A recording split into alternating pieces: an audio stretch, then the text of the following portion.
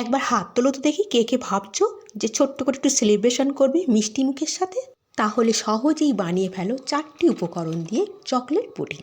প্রথমে একটি পাত্রে 2 চামচ চকলেট, 4 চামচ কর্নফ্লাওয়ার আর 1 বাটির একটু কম দুধ দিয়ে ভালো করে নাড়িয়ে রেখে দাও।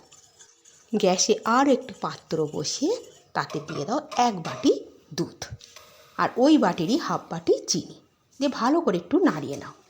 ব্যাস, নাড়ানোটা হয়ে গেলে এইবারে যে মিশ্রণটা করেছো সেখানে দিয়ে ছেঁকে দুধের মধ্যে দিয়ে দাও। ছেঁকে কিন্তু দিও, তাহলে কোনো ডেলা থাকবে না। এবার ভালো করে নাড়িয়ে ঘন করে নাও।